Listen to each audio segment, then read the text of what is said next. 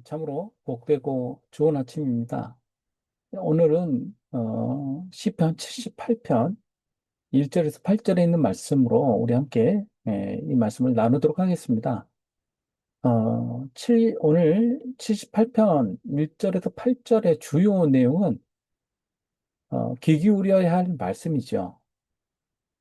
이 말씀은 78편에 대한 그 소론격에 해당이 되는데요. 시인이 이스라엘 백성에게 자신의 말에 귀 기울일 것을 강하게 요청하고 있는 것이죠. 그리고 그 가르침의 목적에 대해서 분명하게 드러내어 선포하게 됩니다. 78편은 어떻게 보면 굉장히 독특한 그 문학적 양식을 가지고 있다라고 학자들은 봅니다. 이 시가 시편 105편, 그리고 106편, 136편처럼 한편으로는 역사시로 분명하게 이해될 수가 있는데요. 그러나 단순하게 역사적 사건들을 설명하는 시로만 이해돼서는 안 되고요. 특별한 교훈을 위하여 특별한 방식으로 구성되어 있습니다. 하나님 앞에 불순종하는 것에 대한 대가, 그리고 그 불순종 때문에 이스라엘이 치러야 될 대가가 무엇인지 가르쳐 주는 내용입니다.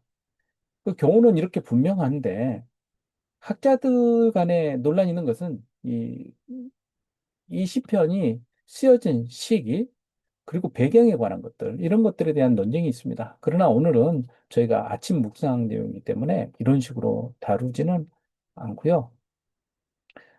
이 내용에서 주제가 무엇인지, 그리고 우리가 특별히 관심을 기울여야 할 내용이 무엇인지 함께 살펴보도록 하겠습니다.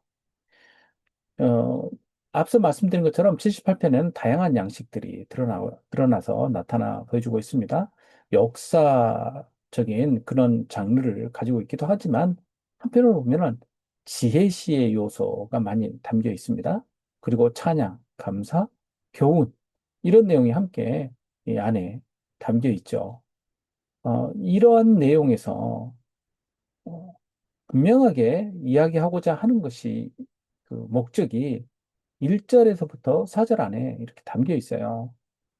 이 구절들 나눠보자면 1절이 가장 서론 중에 서론에 해당이 될 것이고요.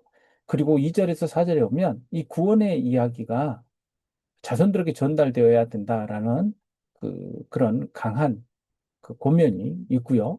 그리고 그 당부와 이유가 이어지고 있습니다.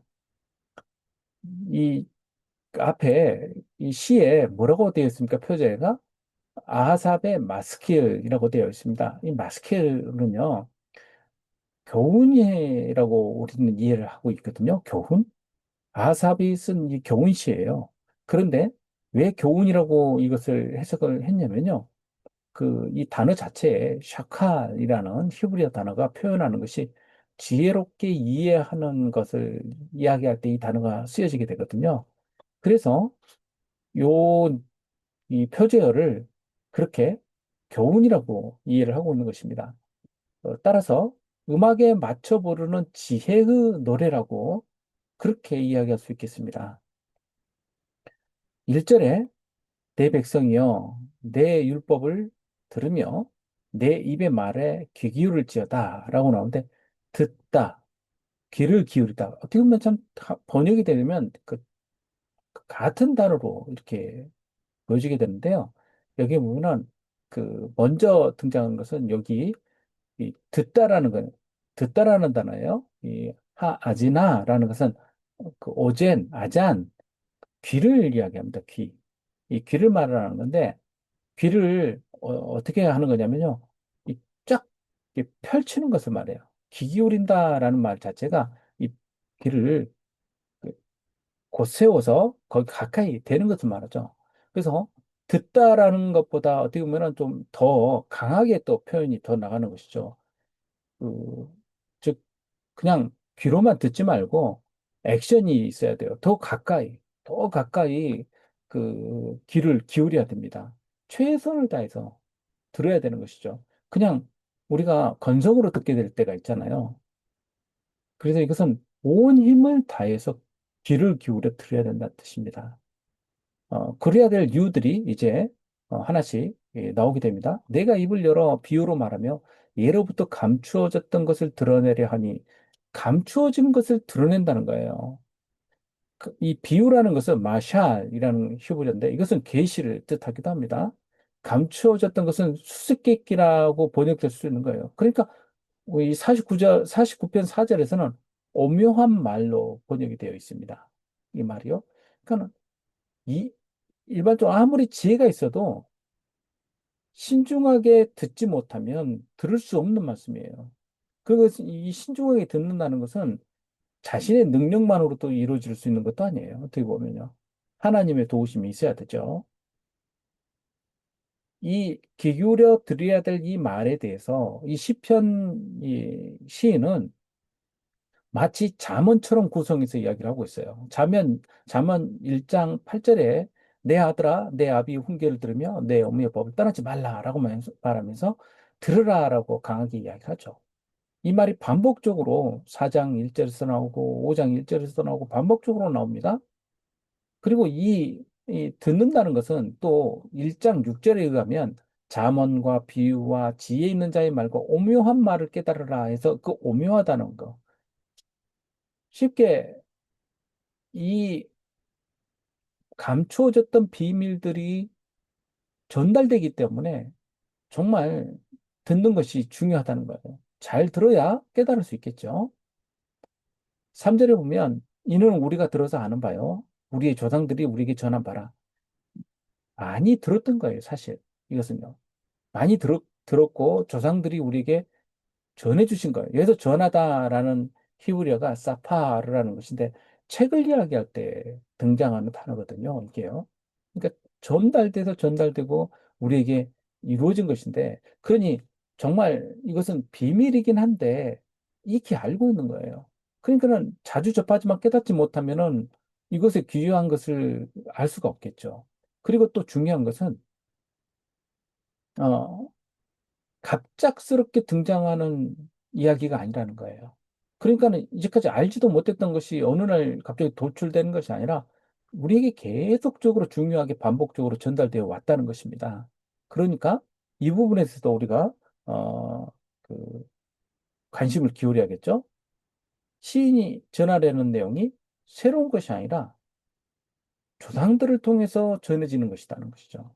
그러니까 이 부분은 우리가 믿음 안에서도 믿음의 전승이 얼마나 중요한지를 우리가 함께 기억을 해야 될 것입니다.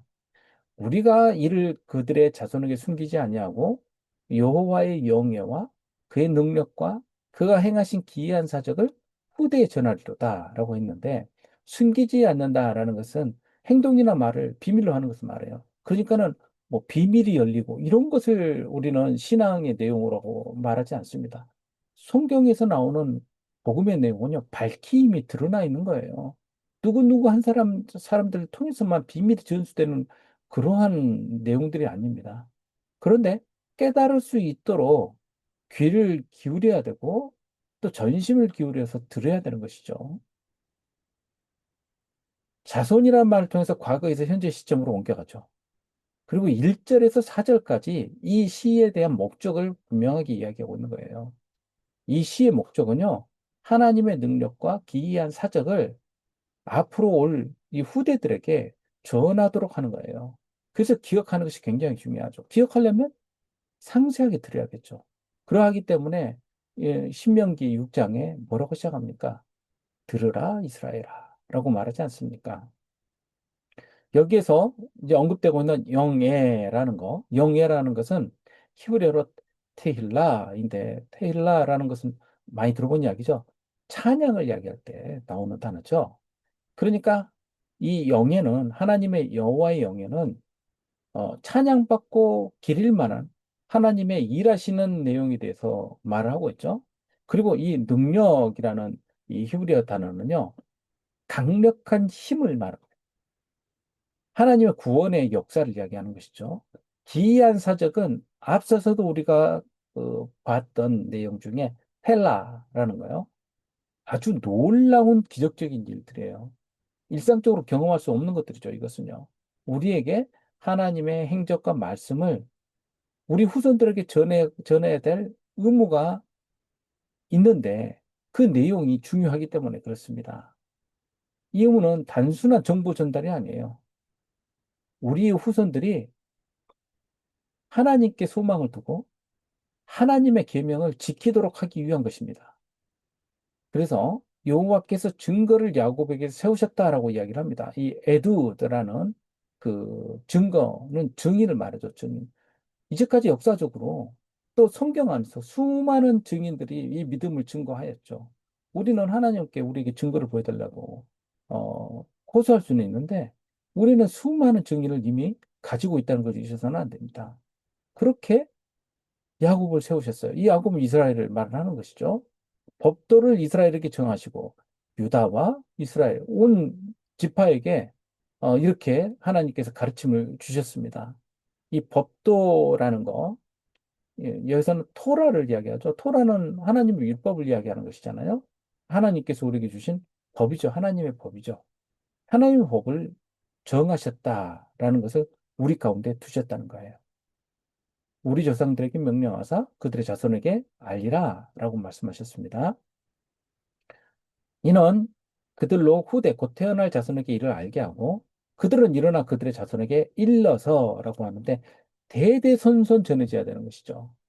여기서 일러서라는 것, 사파라는 것은 셰펠 계산할 때 또 그 쓰는 단어예요. 기록해서 꼼꼼하게 계산하고 기록하는 내용이 바로 이 단어입니다. 아삽은 하나님의 백성이 후대에게 말씀을 전수하고 가르치게 해야 될 이유와 책임을 명확하게 이 시를 통해서 우리에게 들려주고 있어요. 무엇보다 하나님이 이스라엘과 언약을 맺으셨을 때부터 법으로 우리에게 명령하셨기 때문이에요. 하지만 이스라엘 조상들은 어떠하였는가?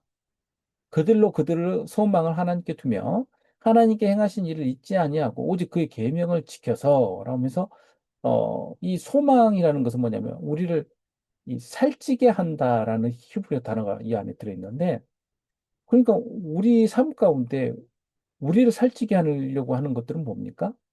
여기서 살찌다는 것은 그냥 요즘으로 하면 지방만 이렇게 늘어나는 그런 과도한 비만 같은 걸 이야기하는 것이 아니라요. 당시 옛날 시대에는 이런 그 기름짐에 대한 그 사람들이 생각하는 이상적인 내용이 있지 않습니까? 바로 그런 내용을 말을 하는 것이죠. 하나님께서 행하신 일을 잊지 아니하고 오직 그의 계명, 여기서 그 계명은 앞서 말하는 그 토라하고 또 연관이 되는데요. 여기서는 미tz바예요. 미tz바는 뭐 어떤 걸 말하냐면 명령인데 여기서 짜바라는 단어가 나옵니다. 짜바 아니 짜바와 단어와 연관이 되는데 이 짜바는 군대를 말할 때 보통 쓰는 이 단어거든요. 그 명령을 따라서 움직이는 거예요. 그렇기 때문에 이스라엘 그 사람들이 유대인들이 성인식을 하고 나면 뭐라고 부르냐면 바르 미tz바라고 말해요. 뭡니까? 그것은요. 계약의 백성이라는 뜻이에요. 예. 하나님의 계약 가운데 이제 들어가게 된 백성이 되었기 때문에 그렇게 이야기를 하는 것입니다. 바로 미츠바라고 말을 하죠. 우리는 언약의 자녀들 아니에요? 언약으로도 흘러왔지만 무엇보다 예수 그리스도를 통한 새 언약의 자손들이죠. 그래서 이 언약을 대대손손 기억할 필요가 있죠. 그 대대손손 기억하기 위해서 주신 하나님, 예수님께서 우리에게 명령하신 성례가 뭡니까? 성만찬이죠. 성만찬을 통해서 예수 그리스도의 그새 계약, 새 언약을 우리는 항상 기억하고 우리 안에서 그 재현하는 것입니다. 그들의 조상들 곧 완고하고 패역하여라고 했는데 완고하다는 뜻은 뭐냐면 사라르라는 히브리어인데 반역하고 다루기 어려운 상태를 말을 해요. 패역하다도 어떻게 보면 반역이라는 단어가 들어있긴 합니다. 마라라는 것은 처음 시내 반도로 들어와가지고 이스라엘 백성들이 만나게 된 그 우물의 이름이죠. 쓰다라는 거예요. 불쾌하다는 뜻도 들어있고 불순종이라는 뜻도 들어있어요. 참 재밌죠. 먼저 세례받고 즉 홍해에서 세례받고 하나님의 그 능력 가운데 이제 이집트를 빠져나오자마자 만나게 된 것은 뭐냐면 불순종이에요. 참 신앙적으로 보면 그런 것 같습니다. 우리는 하나님 은혜를 입지만 우리는 불순종하는 우리 모습을 발견하게 되죠. 그들의 마음이 정직하지 못하였다라고 하는데 이 정직하다는 것은 세워졌다라는 견고하게 세워졌다라는 것이 히브리어예요. 경고하지 못하죠.